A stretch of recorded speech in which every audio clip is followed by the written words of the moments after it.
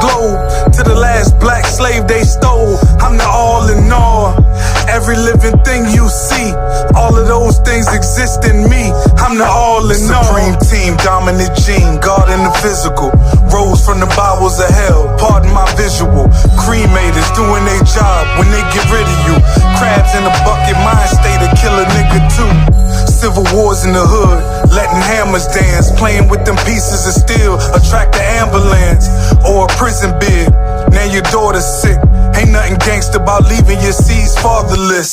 So I study self and subtracted crime. It takes supreme mathematics to heal a grafted mind. For the 2 and the 3, you need the 1. The only way to get to the Father is through the Son. I met a lot of dudes on that used to shit. They come and go every day, I'm getting used to it. Far as self go, I'm planted on the square. They unalike to a law, they planted over there. They don't respect the history, they don't recite degrees. Will we be using them both to reunite the seeds? Yellow to the brown, brown to the black. Accepted or rejected, you repel or attract. It's been over 50 years, he been gone so far. Now that's a powerful cipher, peace to Allah.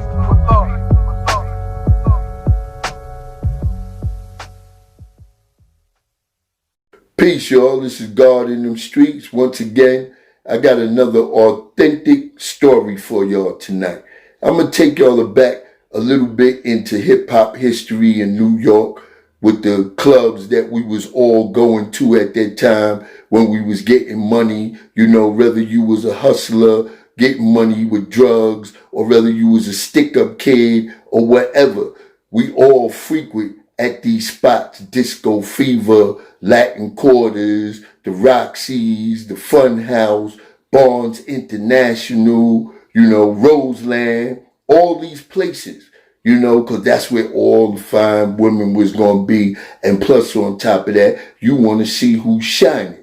So it was frequent for us to go to all these clubs. So this particular night, and once again, like I got to state, back in the days, how we rolled as Brooklyn from the 70s on when I was a teenager and we went uptown like termites, you know. First you got my end, which is, you know, the Grand Avenue Euclid side, which consists of pink houses, the powerhouses, you know. Then you got, you know, Linden Plaza, which is, you know, Mount Everest, the guards, 29,141 feet high. And then you got the Cypress Mob. And we all rolling together regardless of our differences back in those times, you know. So once we leave from out of Utica, we go express, we gonna hit Broadway Junction. Everybody know about Broadway Junction. Y'all know how Broadway Junction was jumping back then. You couldn't come through Quarterfield, Gazelles, you know, Fly and all that, because you got Brownsville Mob, you got the Bushwick Mob, you got the Canarsie Mob, you got even individuals that's coming back and forth going to Queens, you know, getting on before it was the J train, with the QJ. You know, I take y'all back further with that, like when I was 8 years old, first jumping on the bus, going out to Queens by myself. But that's a whole nother story, okay? So, like I said, we get to Broadway Junction, we get another mob of Brooklyn cats. We leave Broadway Junction, the next stop is Utica Avenue. You know, we gonna get Flatbush. You know, we gonna get Crown Heights. We might even get some of Bed-Stuy that's on that side of Atlantic Avenue. You know, Albany Projects, all them cats, boom, boom, boom. So now the next stop after that is gonna be Nostrand Ave. You know how Nostrand Ave was giving it up. Salute to N.A. Rock. All day, every day, the BK way. You know, so by the time we get to N.A. Rock, we already loaded. But we not finished yet. We got to go down to Hoyt and Skimmerhorn. You know what I'm saying? And J Street Borough Hall. That's when you're going to get the Fort Greene mob. You're going to get, you know what I'm saying, the Red Hook mob, the Coney Island mob. And by the time we all mobbed up, we going up there, you know, and it's not going to be nothing pretty. We going to do our thing. We going to tear Manhattan up. But by the time, you know, the club scene came around, we was all getting money. You know, that's when cats was getting together. I'm not going to front. Dudes was getting together, 4 or 5 cats to get the brand new, you know, 190E and all that fly shit like that. But like I said, we was doing our thing. So we heads uptown. We goes to the Roxy. Okay, y'all, let me finish with this episode. This is God Chronicles Part 4, So getting back to what was taking place that night at the Roxy's. We come in, you know how the Roxy's is that night. It's on and popping. All I can remember, there was a song, back then that was by Houdini and them. And they had a part in there where they used to say something about the sharks.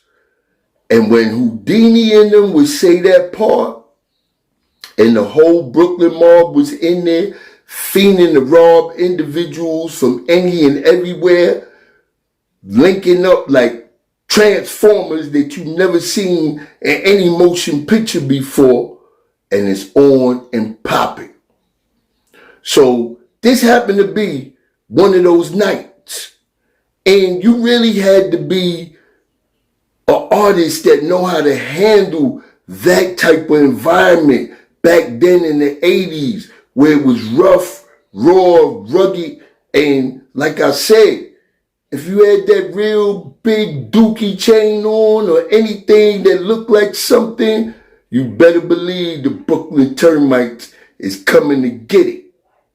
So, this particular night, LL Cool J, at the age of 16, 17, knowledge equality, knowledge God, as we say in our math, he had to be up against, this type of environment that's off the chain. Individuals getting their drink on, getting their sniff on. That, ain't no fronting back then, man. Back then in the club, the more, coke you had and coke cigarettes, the bigger baller or whatever that it was. Some of your aunts and mothers, I'm sorry to say, but, that's what was popping off, along with the big dolphin bamboo earrings and everything else. So, LL happened to come to the stage. I think that's when he had out, My Radio, and it was time for him to put on his performance. And when he first got up there, he got rattled because the whole Brooklyn mob, they started their Brooklyn shit. And I think they was rushing somebody or trying to bag somebody for some jewelry. And it got chaotic for a minute. And LL, I know you remember this. And I know you know that the God is telling the truth. This is Shabu B. Allah telling the truth on guards in them streets. So like I said, he was a little thrown off by that type of environment. So he had to step back for a few minutes. And when I seen him step back, me being the individual that I am, me being the God that I am, that always protect the young, I had to slow motion everything down. I got to the front and I said, peace, real loud. And it caught the crowd. And I let him know, yo, this young brother's out here trying to do his thing, man. Show him some respect. And I told him, yo, tell LL to come back out here and do his thing. And this is word is born on everything that I love. Matter of fact, the last time me and you was together, LL, it was at my great young brother that passed away. The one that made me do this show right here. That told me when I called him after I did my first 2 shows, and I was feeling a little bit shaky, I said, well, maybe I could get a little push and get up on Queen's Flip or something, And my brother called me back, DJ K Slay, like I said, the God. I said to me, God, all this time you've been teaching me, about doing for self. You know what I'm saying? Like we say, who is the original man? The original man is the Asiatic black man, the maker, the owner, the cream of the planet Earth, father of civilization, and God of the universe. And he reinforced that to me. And he said, yo, God, you got enough content of your own. You real. Do your own thing. And I salute my brother. And like I said, the last time we was together, LL, you paid your homage and your respect Something that a lot of your other crab-ass so-called artists from New York and all over didn't even show up for the #1 DJ in history in my book. Because I know him personally, came to my house and all. And I miss that young brother greatly. You know what I'm saying? But LL, you showed, you know, and you even said you're going to dedicate your next album to K. So you know I'm waiting on that album. Plus, I didn't make it on the stage that day, you know, to represent the 5% and let y'all know that we're going to need y'all next year at our 60th anniversary. Just like we had our 50th anniversary at the Apollo, we're going to need all of y'all to reappear for our 60th anniversary. Equality Cypher. Yes, the true and living gods, Allah's 5% nation of God and earth is still here, rocking. Y'all know all that comes from us, the B-Boy Square and everything else. So without further ado, like I said, this is God Chronicles 4, Gods in them streets. Make sure y'all hit the subscribe button. And if you're going to watch my particular content, please do me a favor and show me some respect and hit the like button. How can you not like this when you got all these other individuals out here telling a whole bunch of fake stories or what they went back and read off of somebody's criminal record and all this other nonsense?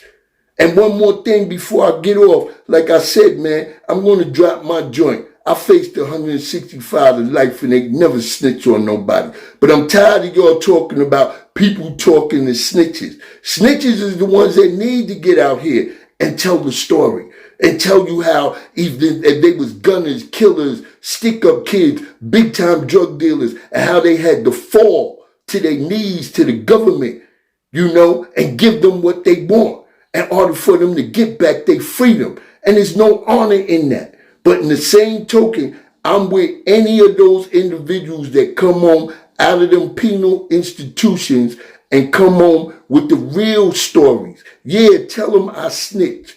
Tell them gangster so-and-so and so-and-so with 1,000 bodies or motherfucking the biggest, you know, drug dealer in the whole East Coast or this, that, and the third had to bow down to the government. It's a whole lot more individuals than you really know. And like I said, I never condone that. Because like you said, growing up, your mama tell you if you tell you a tattletale. So I ain't looking to tell on nobody. But I'm going to keep it 100% real. And a lot of y'all individuals, just like back in the days, like I said, people see me, oh, you from Cyprus, yo, touch this, touch that, woo, woo, woo, woo, woo. And then later on, you see them very same individuals down at RB Square Mall a week or so after riding all up underneath my man. So spare me that shit. Because a lot of y'all wouldn't have sounded a peep. You wouldn't have said nothing back when them cats was in their heydays. So once again, I'm not glorifying no street violence or no street activities, you know, and I want to send my message, like I said, always to the youth. Take these stories, you know, in stride and understand to do the right thing while you're young so you won't have to worry about the penitentiary, the graveyard, or, you know, getting bare minimum money because you wanted to be a hustler until you couldn't hustle no more. And then it's whatever. Do the right thing. You ain't got to work for nobody. You could work for yourself. You could be an entrepreneur, but do something. Be constructive. Stop always thinking that y'all got to kill and fight one another. This is God in them streets. Make sure y'all hit the subscribe button, the like button, and also make sure you share this original content. Peace.